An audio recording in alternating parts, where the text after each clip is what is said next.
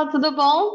Meu nome é Patrícia Caciquinho, é um prazer que estou aqui com vocês, para que a gente possa conversar um pouquinho sobre nossas ações em relação a acidentes de trabalho civil, não é? Essa é uma tratativa aí que ela envolve muito a nossa perspectiva de direito do trabalho, mas tem uma consequência direta ali, né, nos benefícios previdenciários e consequente afastamento, na maioria das vezes, dos nossos trabalhadores. E a gente precisa olhar bastante esses requisitos, as condições específicas em que está sendo direcionado essa situação, para que a gente possa orientar da melhor forma tanto a empresa, se for o seu cliente, quanto o funcionário também, se for o seu cliente, ok? Então, gente, como vocês sabem aqui na nossa pós-graduação, vocês têm aí o nosso material de apoio. Então, aqui eu coloquei textos complementares para que vocês possam aprofundar e também para inquietar um pouquinho vocês, né? Para que a gente possa ver aqui algumas atividades assim que são importantes, como, por exemplo, ali um texto que eu coloquei para vocês de ação regressiva do INSS, que traz uma discussão bem interessante. Também está o nosso slide como material de apoio. E, além disso, eu trouxe para vocês aí um modelo de ação que a gente vai discutir aqui abertamente, a gente vai poder discutir cada um dos pontos, o que é importante trazer numa ação, o que a gente não pode deixar de trazer de forma nenhuma, então o que acrescenta e o que é essencial. E nós vamos poder verificar amplamente tanto os requisitos quanto as consequências de cada situação, seja no âmbito judicial, administrativo e, consequentemente, previdenciário. Ok? Então, vamos lá. Vou abrir aqui o meu material, vocês já sabem, para quem é do papel, abaixem aí o conteúdo, dá uma pausa aí na nossa aula para você poder fazer suas anotações. Quem é da informática já abre aí ao lado para que você também possa fazer suas anotações.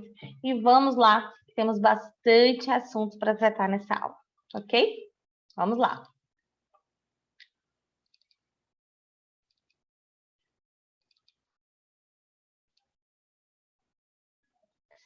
Olha lá, nosso slide falando ali de ação de acidente de trabalho civil, né? Nós temos aí uma tratativa toda específica e a gente começa efetivamente com o nosso conceito e a nossa aplicação. Então, gente, o acidente de trabalho, ele vai ser considerado toda ocorrência não desejada que modifica ou põe fim ao andamento normal de qualquer tipo de atividade. Lembrando que, gente, aqui na nossa aula nós estamos falando efetivamente de acidentes de trabalho civil, ok? Outros tipos de profissões que não atendam às condições civis não estão abraçadas aqui porque tem legislação própria. Mas quando a gente está falando de acidente de trabalho civil, nós podemos englobar qualquer tipo de atividade. Então, muitas vezes a gente tem o costume de atrelar acidente de trabalho à construção, a fábricas, etc. Mas muitas vezes isso pode acontecer, inclusive dentro da nossa própria casa. Por exemplo, quando a gente tem ali um empregado doméstico, quando ele está regularmente habilitado, às vezes acontece de, durante o manuseio de uma atividade ou outra, ele acabar por cortar sua própria mão com uma faca.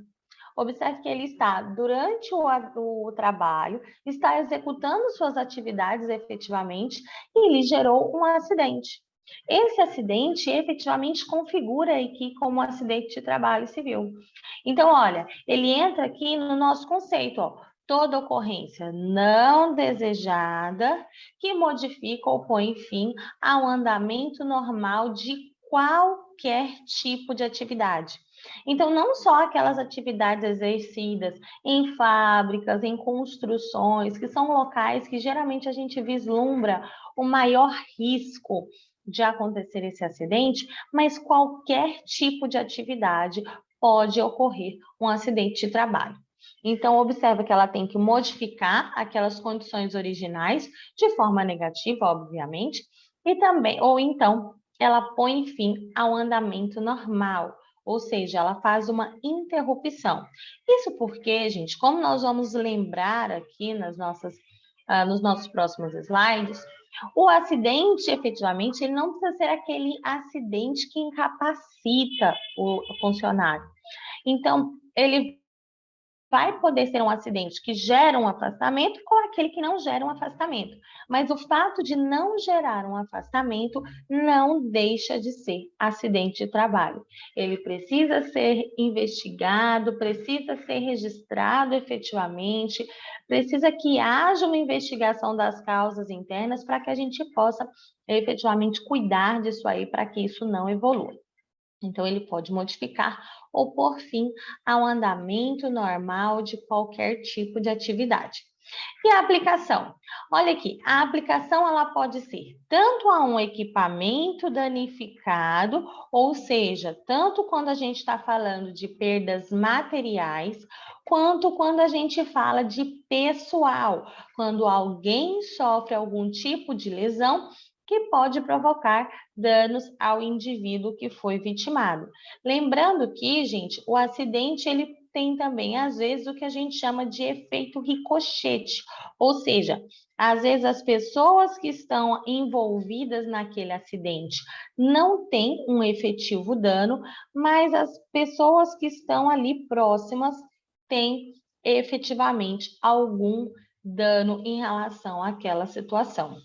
Então, o dano efetivamente, as pessoas que estão sofrendo lesão, não precisam ser necessariamente aquelas envolvidas diretamente no acidente. Então, por exemplo, estou ali numa fábrica, está manuseando um equipamento de corte, por uma falha de manuseio ou uma falha de manutenção, um parafuso sai dessa máquina de corte e ele acaba atingindo o olho de um colega que está manuseando outra máquina. Isso sim vai ser considerado um acidente de trabalho civil. Nesse caso ali, vai ser necessário verificar quais foram os motivos, o porquê da falha e da saída desse equipamento, né, desse parafuso, mas efetivamente quem sofreu o dano, quem sofreu a lesão é um funcionário que não estava envolvido na atividade que gerou o acidente. Mas observa, é alguém que sofre um tipo de lesão que foi provocado ali por conta daquele ambiente. Então, quando a gente fala de pessoas, vão poder ser pessoas que estão diretamente envolvidas ou indiretamente envolvidas.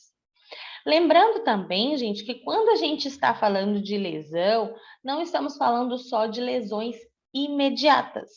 Existem algumas lesões que elas são posteriores, que elas surgem com o andamento da atividade ou anos após a atividade. Por exemplo, as lesões que a gente fala, como por exemplo de Ler e Dort, são lesões repetitivas, ou seja, você tem ali uma repetição da atividade que gera uma lesão naquele funcionário. Então, se você comprovar efetivamente que a Ler, que o seu esforço repetitivo gerou aquele dano no seu músculo por conta da sua atividade, efetivamente vai entrar ali como acidente civil equiparado. Ok? Acidente de trabalho civil. Outra possibilidade é quando nós temos efetivas atividades que, por vezes e infelizmente, acabam gerando situações cancerígenas, por exemplo, lá na frente, como é o caso também daqueles trabalhadores que trabalhavam com as telhas de amianto. Vocês lembram desse caso? Gente, as telhas de amianto, elas eram telhas que elas eram trabalhadas em fábricas e elas desprendiam muito pó, muito pó. E aí, o que acontecia? Naquela época, a gente não tinha condições de equipamentos de proteção e etc., equipamentos de higiene, de limpeza, e também a proteção era, além de ser reduzida, às vezes era inexistente. Então, os trabalhadores trabalhavam em cima daquele pó, comiam em cima daquele pó, saíam com as roupas sujas daquele pó, levavam pó para suas residências. E o que aconteceu? Muito tempo depois, se descobriu que esse pó era cancerígeno. Então, anos depois da atividade, esses trabalhadores começaram a ser acometidos por maus e que mais para frente foi se verificado que aqueles pacientes estavam efetivamente com células cancerígenas e que essas células cancerígenas foram originadas por conta do pó das telhas do amianto. Esses funcionários, por vezes, aí geraram várias ações, nós tivemos ações coletivas em relação a esses funcionários, então, sindicatos trabalham e trabalham ainda hoje arduamente em relação a essas pessoas, para que elas tenham um retorno, uma indenização, porque essa atividade aqui, essa consequência, é considerada também como acidente de trabalho civil por equiparação. Observa, gente, que nesse caso aqui é tão sério que no caso desse tipo de lesão aqui, muitas pessoas que pedem indenização sequer eram funcionários. Então, olha, a empresa, quando ela vai exercer uma atividade, ela tem uma função de vigilância, vigilância de que a atividade dela seja segura para ela e para a sociedade. Então, observa que nesse caso aqui, nós temos ações de trabalhadores, nós temos ações de dependentes desses trabalhadores. Por quê? Porque as esposas e os maridos que tinham contato com as pessoas que trabalhavam dentro da empresa, os filhos, etc., eles acabavam tendo contato com aquele pó quando as roupas sujas chegavam em casa, ou as mochilas e demais equipamentos chegavam em casa sujos daquele pó. E, consequentemente, por ter contato, por respirar aquela poeira, acabaram também gerando células cancerígenas. Então, vamos lá. Resumo do resumo do resumo de quando a gente fala na aplicação. O que é importante a gente lembrar?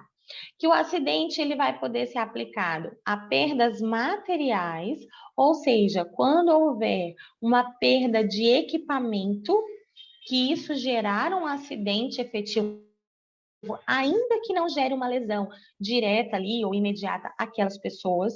Então, se um equipamento gera uma falha efetiva que poderia gerar uma lesão importante ali para os funcionários, é importante ali ser qualificado como um acidente para que possa ser analisado, verificado e averiguadas as causas para que isso não venha a acontecer ou acontecer de forma mais séria depois.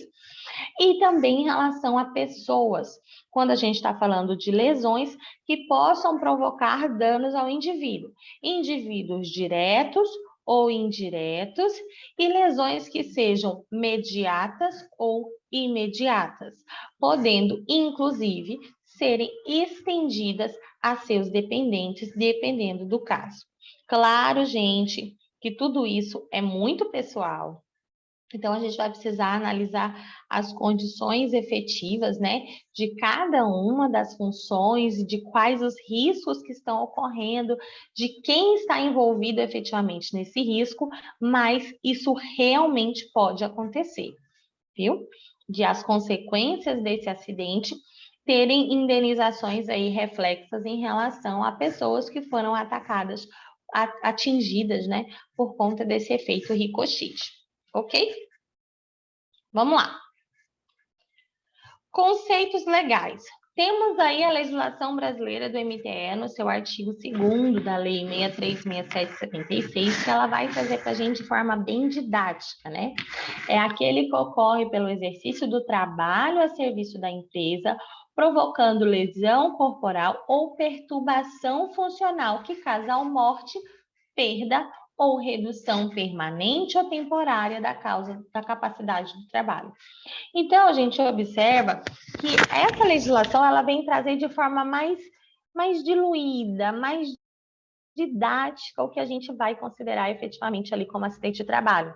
Então, olha só, ela vai falar de lesão corporal, perturbação funcional, então efetivamente alguma alteração na função ali do trabalhador que cause morte, perda, redução, seja permanente ou temporária, da capacidade do trabalho. Gente, esse tema, ele é tomado com muito cuidado, há uma séria cautela, Os órgãos envolvidos têm muito cuidado com esse tema e as empresas são fortemente fiscalizadas, gente, porque quando a gente está falando em relação de trabalho, a gente está falando de condição humana. Lembra aquele ditado famoso, trabalho dignifica o homem? Então, nós vamos ver que o acidente de trabalho, ele tem consequências sociais e econômicas muito fortes. Então, é importante que a gente observe uma conservação dessa capacidade do trabalho, para que a gente possa evitar o máximo possível os acidentes de trabalho e para que a gente possa efetivamente retornar essa pessoa o mais rápido possível ou da melhor forma possível ao ambiente de trabalho. Olha lá, importante. Mesmo que as ocorrências não resultem em lesões ou danos materiais, devem ser tidas como acidentes e exigem uma investigação do pessoal técnico para evitar a repetição do fato. Gente, isso porque sempre quando a gente vai falar em relação de trabalho, a gente fala do dever de vigilância. Ou seja, a empresa ela tem uma obrigatoriedade de garantir que as atividades sejam seguras e atendam às necessidades dos funcionários, que elas sejam seguras não só para os funcionários, mas também para a coletividade. Então, ela tem o dever de vigilância. Então, quando há algum tipo de acidente, ainda que ele não gere lesão ou dano, seja material ou pessoal, é importante que seja averiguado. Então, as empresas, elas precisam ter uma normativa de avaliação do que aconteceu. Então, ela precisa registrar o fato, ela precisa verificar as causas, ela precisa verificar as pessoas envolvidas, ela precisa verificar quais são os riscos efetivamente que aquela situação envolve e quais são as medidas de direção que serão tomadas para que nem aquilo ocorra, nem aquela situação se agrave para um fato que pode ser muito mais danoso. Então, todas essas ações, gente, devem acontecer ainda que eu não tenha lesões para pessoas ou então danos materiais. Eu preciso ter essa ação preventiva, essa ação de vigilância, essa ação que vai analisar a condição para não deixar chegar em um fato efetivamente danoso, em uma amputação de membro, em uma morte efetiva de um funcionário. Ok? Isso, gente, é um trabalho preventivo. Ele precisa existir dentro das empresas, precisa existir na formação de trabalho, o funcionário precisa estar atento. Então, treinamentos são importantes, informações, avisos, sinalizações, EPIs, tudo isso é muito importante no ambiente de trabalho, para que a gente não chegue a esses graus máximos aí de nocividade.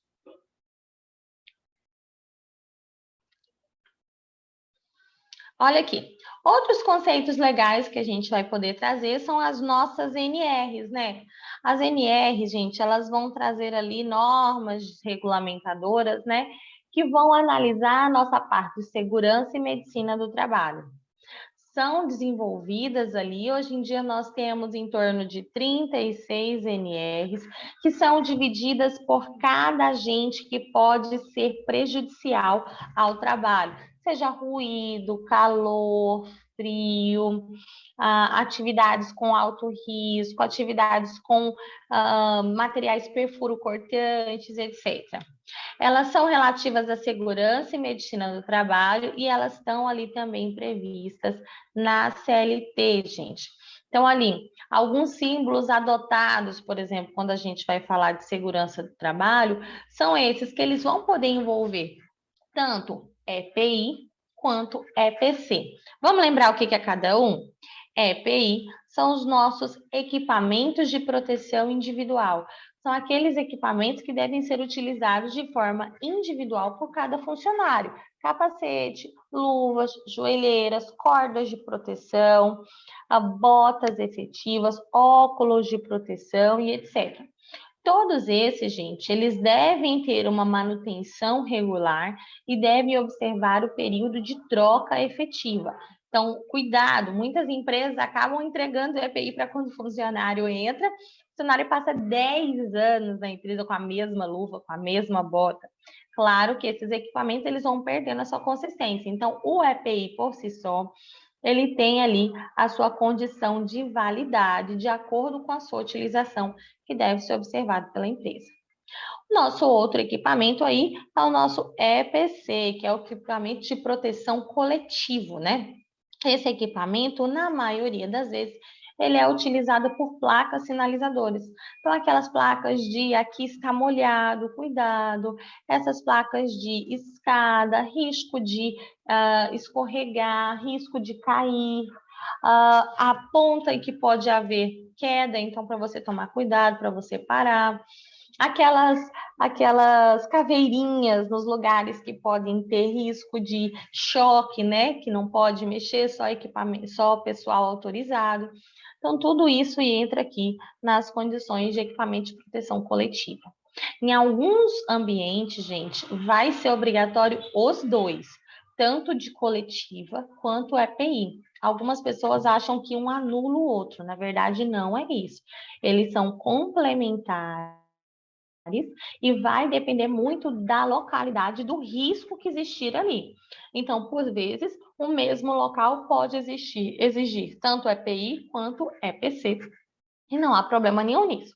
A maior prova que a gente tem aí, o maior exemplo que a gente tem na nossa rotina, são realmente aqueles painéis de energia que são utilizados pelas centrais energéticas, né? Aqui em Pernambuco, a nossa CELP. Então, você vai lá tem uma placa, né?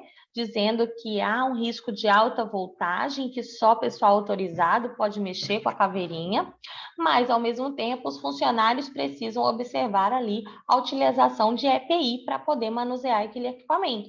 Então, eles têm que utilizar botas, têm que utilizar luvas, eles têm que utilizar os equipamentos necessários para poder fazer as medições, mas efetivamente eles precisam observar. Lembrando que, gente, quando a gente fala de EPC, ele não tem o objetivo de orientar só o funcionário que vai trabalhar naquele local, mas sim toda a coletividade que passa por ali. Então, aquela plaquinha de alta voltagem, por exemplo, das centrais energéticas, ela tem o objetivo tanto de orientar os funcionários que vão manusear, quanto a coletividade que tem acesso àquela situação, acesso àquele equipamento, mas que deve ter a informação de que não deve haver um manuseio, e sim só por pessoas autorizadas, e qual é o risco que ela corre se manusear, que no caso ali é de fortes choques, né? Então, gente, os conceitos legais eles vão desde legislações específicas até portarias e normas regulamentadoras que vão observar cada um desses requisitos, cada uma das condições necessárias e poder adequar aquelas condições. Isso porque, gente, certas atividades precisam de uma regulamentação específica.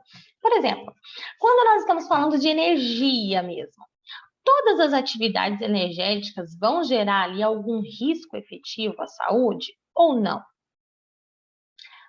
Às vezes a gente acredita que sim, a gente pensa em energia, a gente já pensa logo em situações de choques elétricos e a gente gera uma sensação de que há um risco efetivo naquela atividade. Mas, por exemplo, quem trabalha com conceitos de eletrônicos, por exemplo, dependendo da atividade que for executar, ele não tem um risco efetivo. Então, por exemplo, quem trabalha ali com conceito de celulares, por exemplo, dependendo do que ele for arrumar no celular, ele não mexe efetivamente com energia. Ou a voltagem que ele vai trabalhar é mínima e não gera um risco efetivo. Mas quem trabalha, por exemplo, com o conceito de computador, existe uma peça, que eu não vou lembrar agora o nome, mas existe uma peça dentro do CPU que ela é extremamente perigosa. Então, se você manusear ou encostar ali de forma equivocada nessa peça, você pode levar um choque de altíssima voltagem. E aí entra aí em algumas normas, inclusive essa pessoa vai receber ali adicionais por conta desse perigo que ele sofre ali no ambiente de trabalho. ok? Então, sempre quando a gente olhar em relação a acidente de trabalho, a gente tem que observar se existe algum risco previamente calculado ali em relação àquela atividade, porque caso exista, esse risco tem que estar ali devidamente regulamentado na nossa legislação, nas NRs ou portarias efetivas.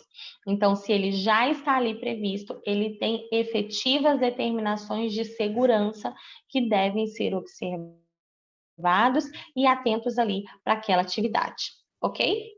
Gente, nós vamos continuar aqui o nosso assunto, vamos passar para o nosso próximo bloco e eu aguardo vocês lá para a gente continuar falando sobre esse assunto, tá ok?